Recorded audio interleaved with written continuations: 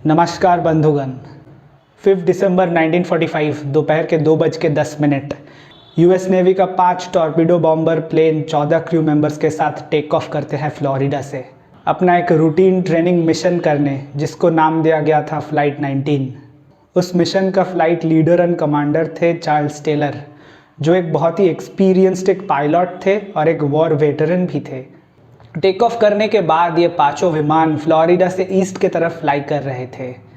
मौसम साफ था, सब कुछ सही चल रहा था, लेकिन करीब 1 घंटा 35 मिनट बाद एटीसी यानी एयर ट्रैफिक कंट्रोल को फ्लाइट लीडर टेलर से कुछ वरीड और चिंतित मैसेजेस सुनने को मिलता है। Cannot see land. We seem to be off course. We cannot be sure where we are. Repeat, cannot see land. इसके बाद करीब 10 मिनट तक एटीसी से कोई संपर्क नहीं हो पाता है। फिर से जब दोबारा कनेक्ट किया जाता है तो कुछ ऐसा सुनने को मिलता है। We cannot find the west. Seems like the compasses have gone mad. Everything is wrong. We can't be sure of any direction. Everything looks strange. Even the ocean. इसके बाद एक और डिले, फिर सुनने को मिलता है फ्लाइट 19 से आते हुए आखिरी कुछ शब्द। Can't tell where we are. Everything is. Can't make out of anything. We think we are about 2 to 5 miles northeast of the base. It looks like we are entering the white waters. You are completely lost. US navy का 5 विमान और 14 crew members हमेशा के लिए गायब हो जाते हैं। उसके कुछ ही मिनटों के अंदर एक रेस्क्यूअर विमान पीबीएम मरीनर रेस्क्यू मिशन के लिए रवाना होते हैं 13 क्रू मेंबर्स के साथ। लेकिन करीब 20 मिनट उड़ान भरने के बाद ये विमान भी गायब, यानी अब 6 विमान और 27 क्रू गायब। इसके बाद 5 दिन से coast guard, navy, naval aviation एक बहुत ही बड़ा सर्च ऑपरेशन कंडक्ट करते हैं, उस वक्त का सबसे बड़ा air and sea search operation. इसमें करीब समुंदर का 2.5 लाख स्क्वायर माइल्स तक ये सर्च ऑपरेशन कंडक्ट किया जाता है, लेकिन किसी का कुछ अता पता नहीं चलता। ना कोई बॉडी मिलता है किसी इंसान का और ना कोई विमान का टूटा हुआ हिस्सा मिलता, एकदम गायब। कुछ और घटना का बात करें तो एक और भयानक इंसिडेंट हुए थे साल 1918 में। यूएसएस साइक्लॉप्स यूएस नेवी का फास्टेस्ट एंड बिगेस्ट जहाज उस वक्त का। वर्ल्ड वॉर 1 में एक बहुत ही इंपॉर्टेंट भूमिका था इस जहाज का।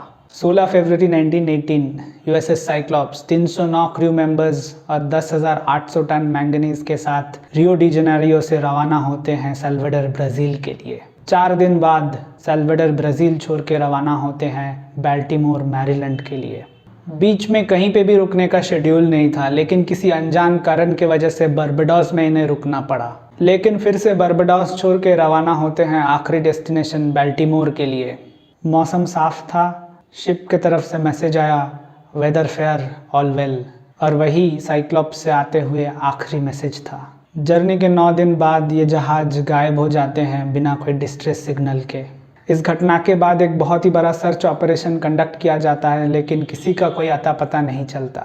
ना कोई बॉडी मिलता है किसी इंसान का और ना कोई जहाज़ का टूटा हुआ हिस्सा मिलता, एकदम गायब। इस घटना सबको चौकित कर दिया था कि अचानक यूएस नेवी का सबसे बड़ा जहाज़ कैसे गायब हो सकता है। अगर इस घटना आपको मिस्टीरियस लगता है तो इससे कई ज़्यादा डरावना और मिस्टीरियस कहानी थे एलन ऑस्टिन की।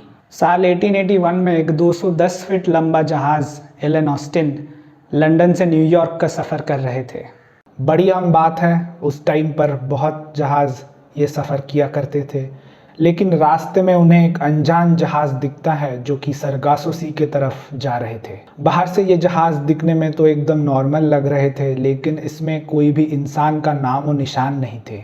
बिना कोई क्रू मेंबर्स के ये सफ़र कर रहे थे।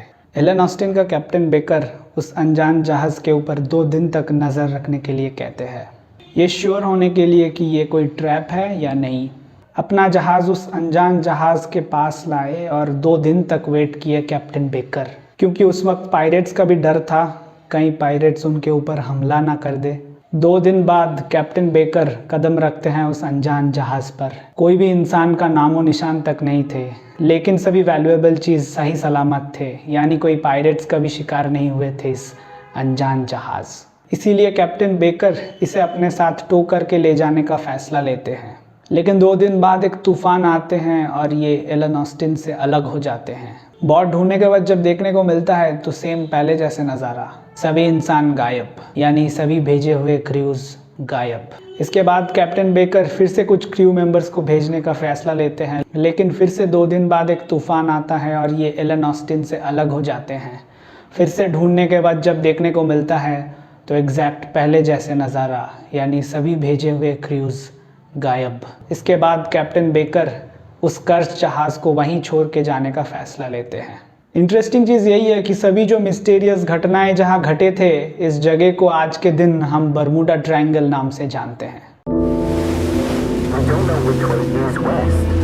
Mysterious place terrifies human race.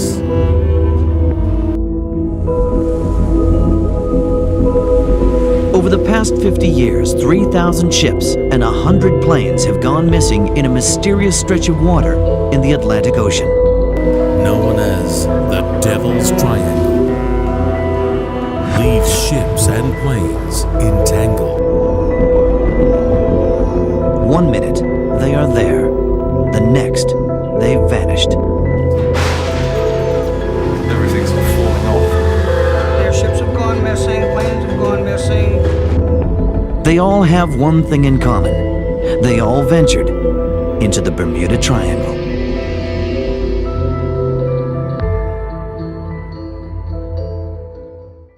कहा जाता है कि बर्मुडा ट्रायंगल समंदर का एक वो मिस्टीरियस हिस्सा है जहां 100 से भी ज़्यादा जहाज़ और विमान गए और गायब हो गए, जिनका कोई अता पता नहीं चला। ये एक ऐसा एरिया है जो अमेरिका का फ्लोरिडा से लेके प्यूर्टो रिको तक और ऊपर में बर्मुडा देश तक लगभग एक ट्रायंगुलर एरिया बनाता है। ओवरऑल बर्मुडा ट्रायंगल करीब 5 लाख स्क्वायर माइल्स एरिया में फैला है। बर्मुडा ट्रायंगल का किस्सा आज से करीब 500 साल पुराना है। कहा जाता है कि 1400s में जब क्रिस्टोफर कोलंबस यात्रा कर रहे थे, तब उनको भी बर्मुडा ट्रायंगल के एरिया में कुछ अजीब सा आग का गोला जैसा आसमान से गिरता हुआ देखने को मिले थे।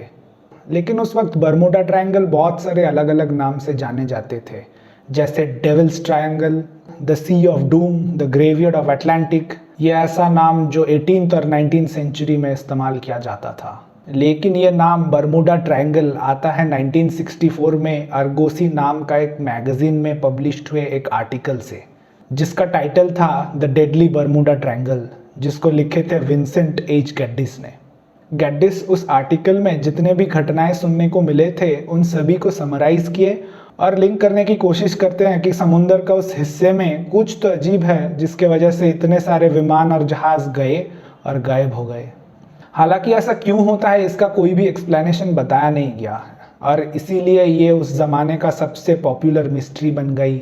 इतनी पॉपुलर बन गई कि इसके ऊपर कई मूवीज़ बनाई गई, सीरीज़ बनाई गई, बुक्स लिखी गई, कंप्यूटर गेम्स बनाई गई और इवन गाने तक लिखे गए। और हाल ही में नेटफ्लिक्स का 1899 बोल के एक सीरीज़, जिसके ट्रेलर में एक गायब हुए जहाज़ को लेके कुछ मिस्ट्री क्रिएट करने की कोशिश करी गई। ये कहीं ना कहीं हिंट देता है कि बर्मुडा ट्रायंगल के मिस्ट्री को शायद टाइम ट्रैवलिंग से जोड़ने की कोशिश कर रहा है यहाँ पे नेटफ्लिक्स। खैर ये तो वक्त ही बताएगा।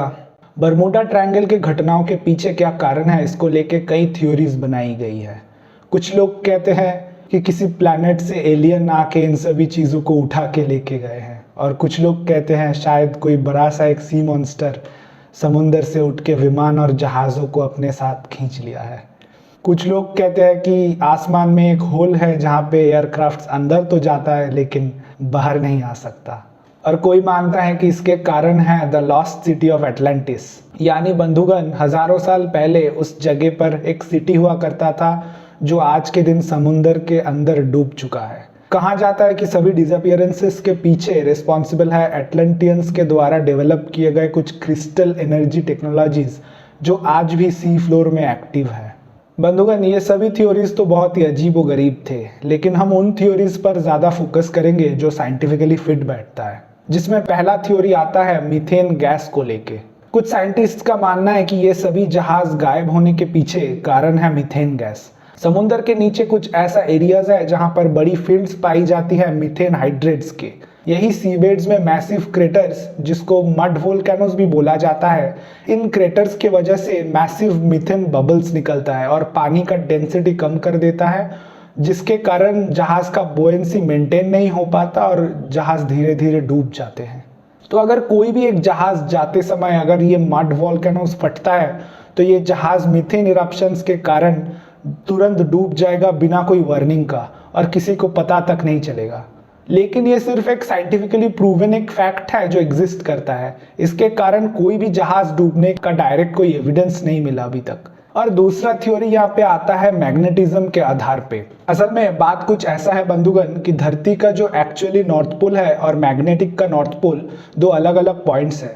जब आप कॉम्पस में नॉर्थ की डायरेक्शन देखते हो तो वो मैग्नेटिक नॉर्थ पोल की तरफ पॉइंट कर रहा होता, लेकिन जो एक्चुअली में नॉर्थ पोल होता है वो थोड़ा अलग होता है, उसे ज्योग्राफिक नॉर्थ पोल कहते हैं। आप इस पिक्चर में देख सकते हो कि मैग्नेटिक नॉर्थ पोल और ज्योग्राफिक नॉर्थ पोल में कितना डिफरेंस है।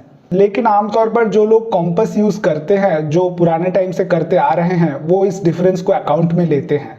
लेकिन धरती पर कुछ ऐसा एरियाज है जहां से अगर आप कॉम्पस यूज करोगे तो मैग्नेटिक नॉर्थ पोल और geographic north pole exact same जगह पर देखने को मिलेंगे। ऐसे जगह को कहते हैं एगोनिक लाइंस। वैसे तो ये एगोनिक लाइंस बदलती रहती है, लेकिन पिछले 200-300 साल तक ये एगोनिक लाइंस बर्मुडा ट्रायंगल के आसपास ही थे या फिर अंदर थे। इससे कंफ्यूजन पैदा हो सकता है बेसिकली। तीसरा और सबसे इंपॉर्टेंट एक्सप्लेनेशन है मेरे राय में जो दिया जाता है बर्मुडा ट्रायंगल को लेके, वो एक ह्यूमन साइकोलॉजी से रिलेटेड। उसे नाम दिया जाता है बैडर-मैनॉफ इफेक्ट। बैडर-मैनॉफ इफेक्ट या फ्रीक्वेंसी इल्यूशन एक ऐसा साइकोलॉजिकल इफेक्ट है कि जब हम चीज़ों को ज़्यादा नोटिस करने लगते हैं तब हमको वो चीज़ ज़्यादा दिखने लगते हैं। एग्जाम्पल के तौर पर याद करो, जब आपके परिवार में किसी ने न्यू कार खरीदी थी तब रास्ते में वही गाड़ी बार बार नजर आता था कुछ महीनों तक। ऐसा लगता है कि हम लोगों के खरीदने के बाद लोग भी ज़्यादा खरीदने लगा है उस पर्टिकुलर मॉडल को, लेकिन असल में उस गाड़ी का फ्रीक्वेंसी ज़्यादा बदली नहीं है। आपके खरीदने से पहले उतना ही थे जितना अभी है, लेकिन अभी आप ज़्यादा नोटिस करने लगे हो उस मॉडल को, इसीलिए आपको ज़्यादा दिखता है सड़कों पर। इसी चीज़ बर्मुडा ट्रायंगल के साथ भी कही जाती है। ये बात सच ज़रूर है कि बड़े बड़े जहाज़ और विमान गायब हुए थे बर्मुडा ट्रायंगल के अंदर, लेकिन अगर आप नोटिस करने की कोशिश करी हो तो दुनिया भर में कई ऐसा एरियाज़ है समुंदर में जहां ऐसा ही जहाज़ और विमान गायब होते हुए मिले हैं, जहां पर बर्मुडा ट्रायंगल मौजूद नहीं है। इसका एक रिसेंट एग्जाम्पल है वो मलेशियन एयरलाइंस का फ्लाइट MH370 का मिस्ट्री। वो तो बर्मुडा ट्रायंगल में गायब नहीं हुए। तो असल में बात यह है कि लोगों ने जब बर्मुडा ट्रायंगल के मिस्ट्री के बारे में सुना तो जितनी भी डिसअपीयरेंसेस हुई है ट्रायंगल के अंदर, लोग उन पे ज़्यादा ध्यान देना शुरू किया था और बर्मुडा ट्रायंगल के बाहर उतना ध्यान नहीं दिया। जर्नलिस्ट लैरी कुश, जिन्होंने एक किताब लिखे थे the Bermuda triangle mystery solved, उन्होंने भी इसी फ्रीक्वेंसी इल्यूजन के कंक्लूजन पे आए थे। यूएस गवर्नमेंट तो बर्मुडा ट्रायंगल के एग्जिस्टेंस को रिकॉग्नाइज ही नहीं करता है। यूएस कोस्ट गार्ड्स का कहना है कि any region with lots of ships going through it is bound to see more accidents than a place with less activity. Pair that with the fact that the Bermuda Triangle is often swept by the hurricanes and it is not hard to see why ships might occasionally sink there. यानी जहाँ का sea routes और air root ज़्यादा traffic रहेगा वहाँ accidents देखने का chances ज़्यादा ही होता है किसी लेस ट्रैफिक एरिया के कंपैरिजन में। अगर आप टॉप 3 कंट्रीज़ को देखें जहां हरिकेन्स देखने को मिलता है तो एक नंबर पे आता है चाइना, दूसरे नंबर पे आता है यूएसए का फ्लोरिडा और तीसरे नंबर पे आता है क्यूबा। तो फ्लोरिडा और क्यूबा दोनों इसी बर्मुडा ट्रायंगल के एरिया में लाई करता है। तो अगर आप हेविली ट्रैफिक्ड और हरिकेन्स का फ्रीक्वेंसी को कंसिडर करते हो तो आपको बर्मुडा ट्रायंगल का मिस्ट्री का जवाब मिल गया होगा। उम्मीद करता हूँ बंधुगण आपको नया कुछ सीखने को मिला होगा। धन्यवाद।